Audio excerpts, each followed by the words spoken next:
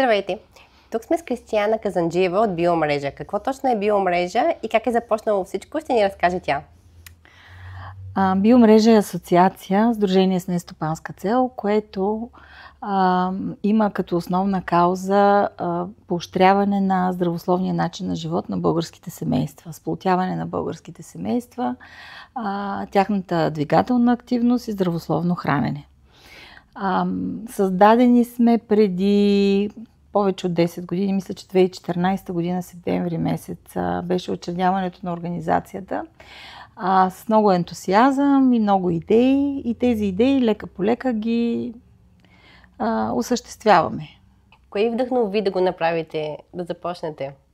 Може би това, че първо ние сме много семейни хора с деца, които обичат активния начин на живот. И искахме да предадем тази любов към активния начин на живот и здравословния начин на живот на различни български семейства. И избрахме двете най-интересни и най-свързващи според нас неща и най-емоционални. Това са игрите, спорта, вътре в семейството и храната, защото храната е емоция. Като говорим за тях, всъщност, кои са основните ви проекти в момента? В момента имаме два проекта, които смятам за основни. Имаме и няколко така странични, които са по-малки, по-леки, но двата основни проекта са финансирани от Европейския съюз. Единият е по програма Еразъм плюс спорт. В рамките на тази програма ние имаме проект за европейско спортно събитие, което включва 3 страни – България, Италия и Турция. И в рамките на което правим едни големи събития, които се казват 100 годишните игри. Всъщност в рамките на този проект всяка една страна търси снимки от детството на хората. Ние имахме една много дълга кампания в Фейсбук на нашата страница. Търсихме снимки от детството на деца и родители. Сега с тях ще направим една изложба. Заповядайте. Откриваме я на 30 октомври. Ще бъде изложена, може би, за 2 седмици в фестивалния комплекс, в фоайето на фестивалния комплекс. В рамките на този проект продължавам, освен търсенето на снимки, ние решихме тези игри, които видяхме на снимките, да ги разиграем, да ги опишем, да ги включим в едно портфолио с много интересни 100 годишни игри, които все още се играят. Събрахме невероятни снимки. Освен снимките, ние направихме едно събитие сега в последната седмица на септември, което всъщност беше Европейската седмица на спорта. Комбинирахме го с друго наше събитие, което провеждаме от 10 години, което имаше юбилеен, да го кажем, характер. Варна играе. 100 годишните игри е проект, който включва първо събиране на такива игри, представянето им, трето играенето на тези игри, представянето на местната общност в България, в Турция и в Италия. И накрая ще направим едни видеофилми, обучителни филми. Така, това правим. В България нашето събитие беше посветено на игрите за душата. Ние имаме 3 фокуса на събития. При нас са игри за душата, в Италия са игри за ума и в Турция са игри за тялото. Ето това е нещото, което ни води. Може да влезете на сайта ни bionet.bg и да разгледате повече за този проект. Втория проект, по който работим, е един проект, който се нарича Foodwise или Храни се умно. Този проект е финансиран пак с европейски средства от Интерек Черно море програмата. Той обхваща 4 страни, освен България. Партньори са ни организации от Гърция, Грузия и Турция. Защо ги избрахме тях? Защото всички тези страни, Турция е начело, извън в Черноморския регион, а Гърция е начело в Европейския съюз по изхвърляне на храна. Това е огромен принос за изменението на климата, с отрицателен знак, разбира се, и огромен, да го кажа, удар по семейните бюджети. И в рамките на този проект ние учим и провеждаме информационни кампании, като подпомагаме малки туристически общини с голям урбанистичен натиск по време на активния летен сезон, как да правят така, че да намалят хранителни отпадъци. Как да работят с ресторантьори, хотелиери, супермаркети и семейства най-вече.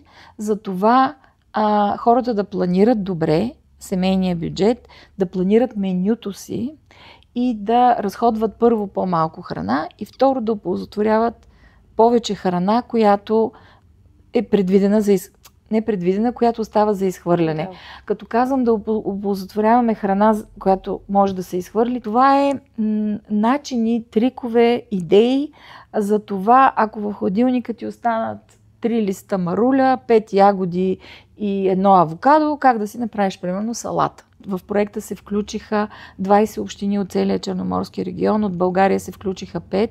Това са Шабла, Каварна, Балчик, Бяла и Поморие. Правихме едни хранителни патрули, но преди хранителния патрул направихме един ученически конкурс. Аз ценя храната. Събрахме 30 видеоклипове и тях може да ги видите на страницата ни. От деца.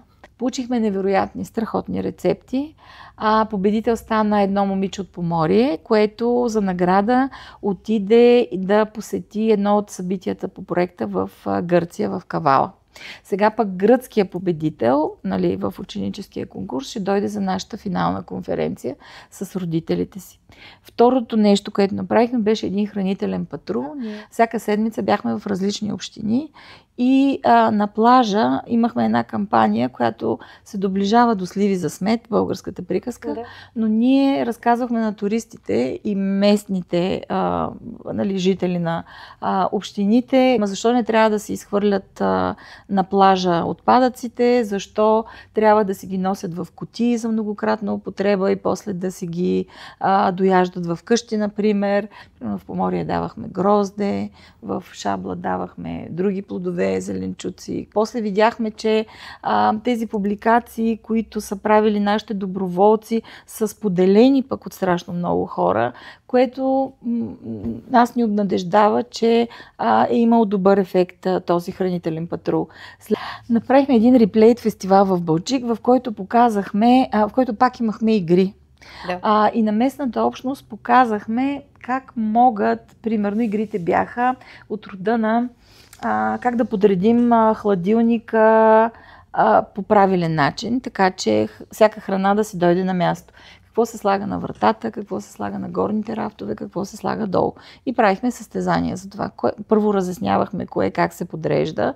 Имахме много информационни материали и после имахме игри. Имахме други игри, кое е за килера, кое е за хладилника, кое е за фризера. Третата игра беше, например, как да подредим пакетирани храни по срок на годност. И сега пък ще направим тази конференция на 18 ноември и по време на тази конференция, освен че ще представим резултатите от проекта, ние ще учредим една черноморска мрежа или мрежа на черноморските общини, които ценят храната. Но българските общини трябва да променят начина на формиране на такса смет. Не както е до сега да се прави на база квадратни метра, в които живеем, големина на жилището, а на база замърсителят плаща. Хората намаляват ли отпадъците си, намаляват и собствените си данъци. Отделно от това ние развиваме и много други инициативи. Например, имаме един проект, който е скандинавско ходене за чиста околна среда. Той пак се финансира по програма Еразъм плюс спорт. Там приучаваме възрастни и деца на техниките на скандинавското ходене с щеки. Нормално. Това е едно ходене, което е нормално ходене в пресечена местност, т.е. в гори и планини, а може и в града, но с щеки, които допълнително натоварват горната част на тялото, кръста, раменете, подмишниците и така нататък.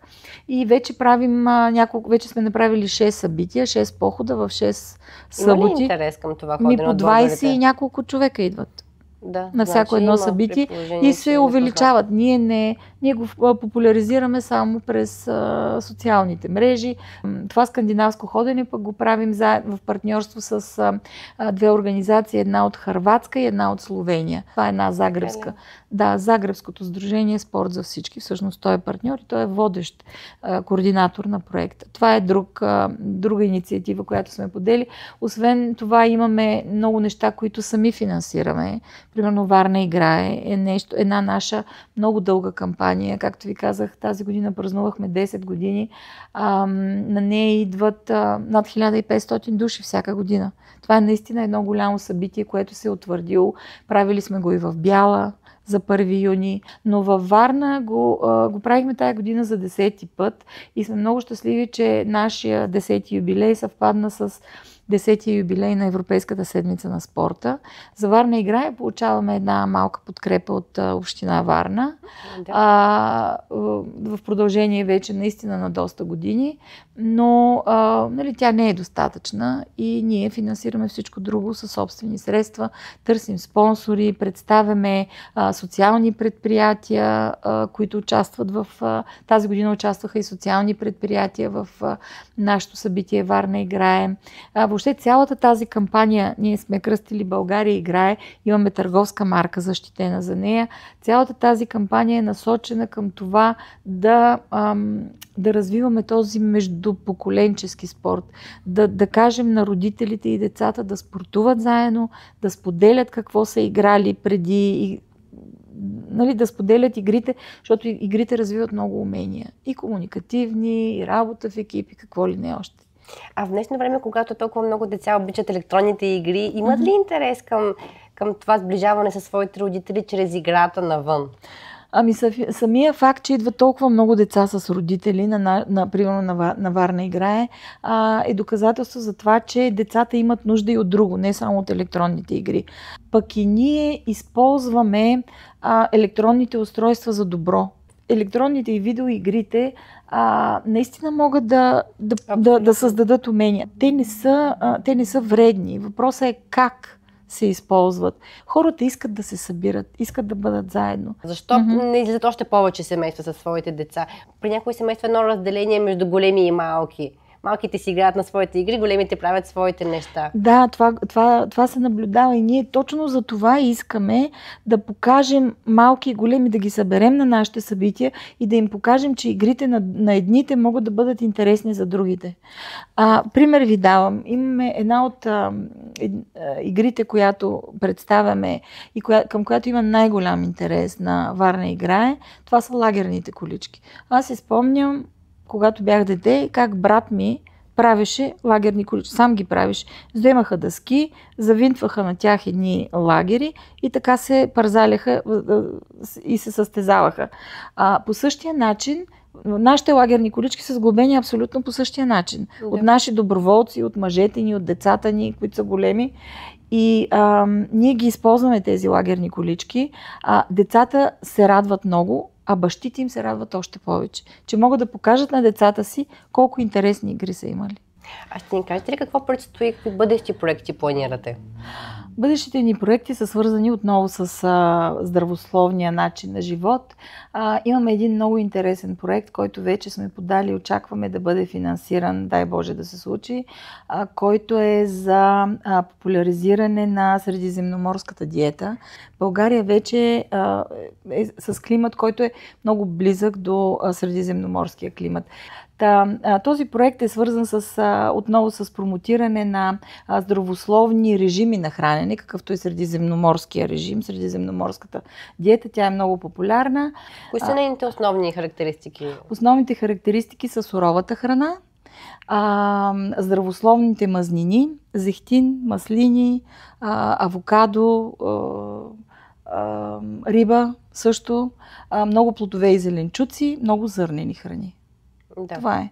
Малко черни меса и по възможност никакви преработени, много рафинирани и преработени храни. Другия проект, който очакваме също да бъде одобрен, една платформа, на която гражданите спокойно и без страх да дават сигнали, всъщност да дават идеи за това как може да стане по-чист техния град или техния квартал. Къде стои според вас тогава България в двигателната култура, в културата на изхвърлянето на неизхвърлянето на храна? Как може да ни ситуирате? По отношение на неизхвърлянето на храна, България не е на последно място. В смисъл, България не е на първо място в Европа по изхвърляне на храна. Да. Напротив. Но тя е в челни класации, има какво да се желае. Като по отношение на изхвърлянето на храна, 55% от изхвърлянето се дължи на домакинствата. И всичко това може да се преодолее с компостиране, с много евтини, съвсем натурални, природни начини.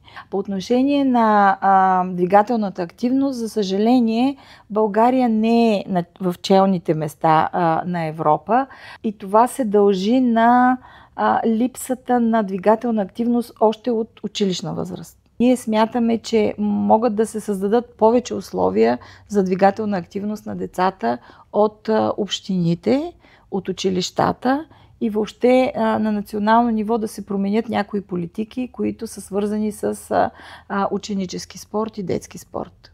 И последно, да завършим, какво мечтаете, свързано с биомрежи, да постигнете? Аз съм човек практичен и гледам, когато си поставяме цели или дори когато мечтаем, въпреки че ще прозвучи много сухо, дори когато мечтаем, тези мечти по някакъв начин да можем да ги измерим накрая. Не са цели точно, наистина са мечти, но трябва да видим как ги осъществяваме и докъде сме стигнали. Аз искам, примерно, в следващите 10 години всички българи да могат, примерно, да живеят, да се увеличи възрастта на българите поне с 3 години. Това е една мечта и ние работим в тая посока до толкова, доколкото провеждаме тези информационни кампании за здравословен начин на живот. Но това е моята мечта. Българина да живее качествено дълги години. Здравословно. И да се радва на живота, разбира се. Да. Страхотно благодаря.